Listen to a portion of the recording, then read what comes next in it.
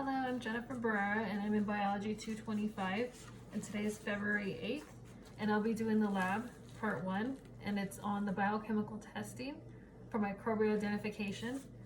And already I have the methyl red with me and the Barrett's A and B, and I'll guide you along my lab today and I'll instruct you on what to do.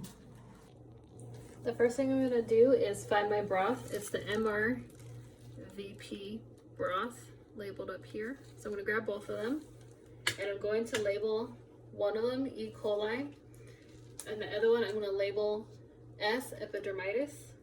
So this will be E. coli and this one will be epidermidis. Once you labeled your broth, you will sterilize it by passing this over in the open flame.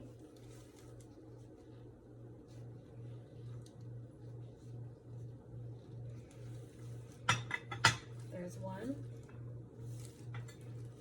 Here's number 2.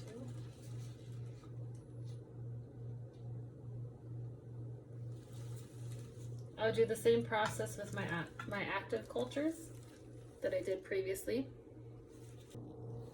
I'll grab one of the pipettes from the alcohol. I'm going to remove the remainder alcohol, shake the alcohol off so it's empty. And these are already sterile. I put them over the flame. The first one I'm going to grab is the E. coli.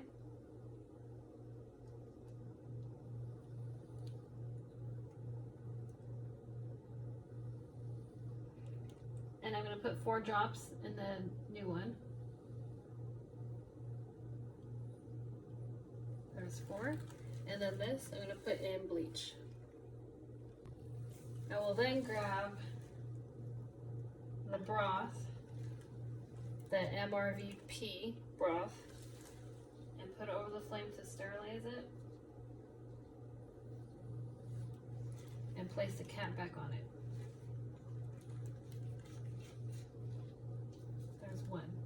Now do the same steps for the second one. I will then place both of these cultures to incubate for 48 hours in my designated area, and I'll check on them after 48 hours. If still no growth, then I'll wait an additional 24 hours. And then once they are ready to culture, I'll place half of the epidermidis in each of one of these test tubes that I labeled. So half in one, half in the other. And same thing for the E. coli. I'll do half and half. After that, the next step is to get the methyl in red, and I will cut it open. I will place, 7 drops into the first test tubes of both of them. So 7 in this one and then 7 in the E. coli. And then I'll observe the color of what I'm seeing and how it's mixing. And then for the other 2 remaining, I will get the Barrett's A and add 12 drops to each one in the back. Observe, and then I will add the Barrett's B, 4 drops to each tube, and I'll swirl it by shaking it and mixing it for about 30 seconds. And then I'll let them sit for an additional 30 minutes and observe the color of all of them. Okay, and the final step for the lab would to get 2 blank slides and label them with the E. coli and the S. epidermidis. And from there, you would get your inoculation loop. I would open my E. coli, grab some samples, and put it on the labeled